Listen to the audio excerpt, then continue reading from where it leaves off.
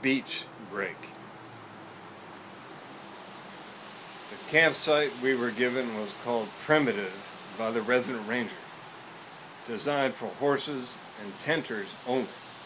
No RV hookups. It had a rickety open-air horse pen with room for 3 or 4 horses up against a tall yellow thicket, and certain horse smells that Ernest wasn't much happy about. Strangely, I didn't mind it. Just to be out of the truck again on the salty seashore was all the freshness a guy could ask for. I walked out onto the dunes to get a better look at the coast. "What do you see out there?" Abe asked, approaching from behind. He stopped and looked around. "What's got you? You're acting tortured again." He bent down and picked up his shell and looked closely at it for a second. "Is it Jen again? Or has shithead finally gotten to you?" Ernie was out of earshot, oblivious to the name calling. "It's nothing." "Sure it's nothing," Abe said. He sat down behind me. When I turned, he was fiddling with his work boots in the sand, leaning against the bench of the one-piece picnic table. He was holding up his laces to see if they were the same length, but they weren't. They were off by a couple of inches. He wasn't content with that. He dropped the ends and pulled up on the middle again. "The way I see it is that there are 2 kinds of people in this world," he said. "Those who fall in love and those who deny." I looked back towards the ocean, seeing only the crest of a small dune about 30 yards off. The beach was loud, louder than any other campsite we'd had. The wind was whirring and buzzing through the shrubs and tall grasses. "You know, man," Abe began again, "you might have a little fun while we're out here. So maybe you shouldn't fight it for once." "What?"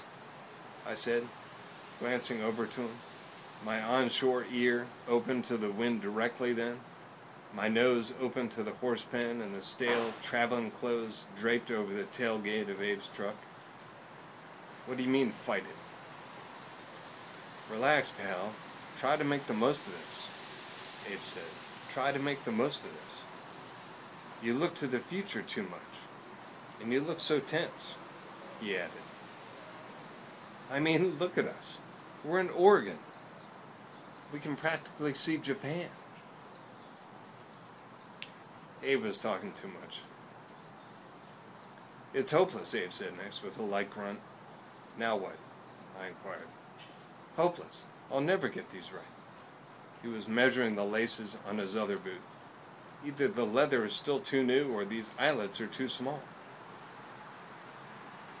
"An inch or 2 isn't going to make much difference, Abe," I instructed him. He pulled the laces up and they were still uneven. "Sure, but either way though, these boots aren't turning out to be nearly as foot-friendly as you said they'd be.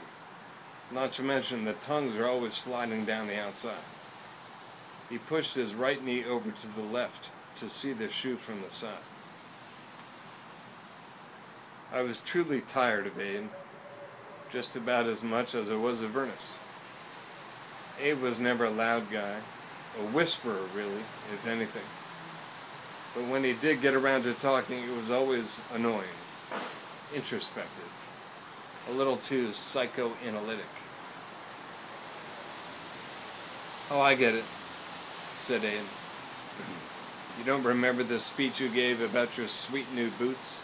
You don't remember the bit about how they're so great they reduce your need for sex? That is what you said, Dan man. I remember it well, the new shoes as better than sex speech. Who needs to get laid when you've got a new pair of boots to break in?" "What's your point?" I asked him, nearly snapping his head off. Handsome Abraham grinned easily, laughed, and went back to his laces. Of course I remembered. It was the same day he drove the 2 of us to Maine and made me show him the what's what when shopping for new boots. Shopping at outlets was something Abe was never used to. Getting something at reduced cost. Getting something at reduced cost was a little more awkward for Abe. He was certain that sales should only be found by people who need them. He just felt funny about it, that's all it was, and quite democratic, I guess. He was visibly uncomfortable when I told him he was getting the boots, the Gore-Tex lined leather hikers, these good boots, for a decent price. Ernie returned from a not-so-discreet trip into the bushes and took to whittling at the picnic table across from us. Just a point on the end of an unclean stick with sticks sticking out of it. A menacing but predictable point. I kept one eye on him as I always had. Abe faced the picnic table also, with his left foot up on his right knee. The laces were tied and looked pretty well even, cleaning the bottom of his boot with a rubbery twig from a pine tree. Abe had stepped in a big pile of horse dung, and Ernie didn't realize it. Ernie was bitching about the stink while making repeated pushes with his rusty buck knife, the one he bought a half-week earlier at a flea market in Montana. I sat still, looking around a little, thinking mostly about sex with Jennifer, but in turn about sleep and getting the day over with. The faster they passed, at this point, the better. Abe turned and winked and loudly said he didn't detect any shit smell. Ernie looked up from his new knife but missed the wink. That figures, he grumbled, shaking his head to the sides and down again. And your shits smell like roses, don't they, Abe? Pieces of bark and wood chips again cartwheeled across the table. Hey, Dan, let's go in the water, Abe said next, in his more usual, gentle, indoor voice. Let me say it again. Hey, Dan, let's go in the water, Abe said next, in his more usual, gentle, indoor voice. Let's do a little body surfing, a little agua yoga. He climbed one lanky, nimble leg at a time out of the picnic table and continued. It's a day for the warm-blooded, my man. It's a day for the warm-blooded, my man. Just look at this place. It'll be great. We'll be able to say we swam in Oregon. He looked in the bushes, distracted for a few seconds. The girls will say, what was it? Wow, you guys are animals. Abe grinned wide but refrained from laughing. What? I said, not knowing at first what he was talking about. Jamaica, man. You can't say you don't remember Jamaica, Abe said. I don't remember a goddamn thing from Jamaica, Ernie contributed, without taking his eyes off the rough-handled dagger he was shaping. Not a fucking thing. Do you have any idea how cold it is out there, Abe? I asked him. Well, let's go warm it up then, he answered, facing due west of the water. Check it out, the water looks great. Look at those breakers. What looks great? I asked, disbelieving. I pulled my feet out and stood on the picnic table bench to get a better look. There it was, the Pacific Ocean, spread out in front of us like the biggest thing I'd ever seen. Come on, how bad can it be? Said Abe. Well, I guess we'll find out.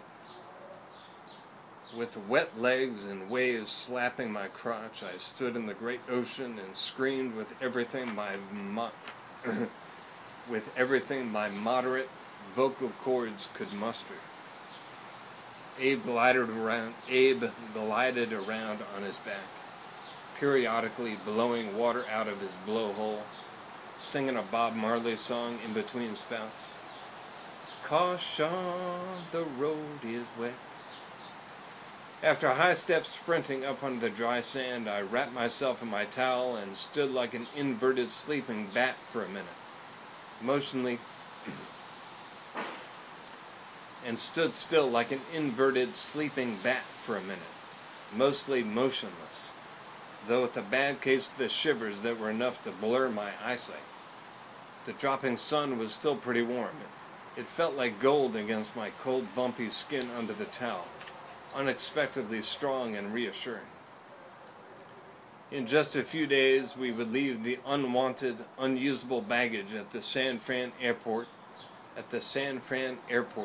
and push the new mission forward full strength.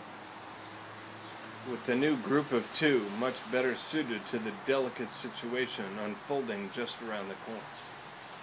My day of reckoning was getting closer by moments. In Pacific City, Oregon, we stopped at a bakery with a good outdoor sitting area overlooking the harbor.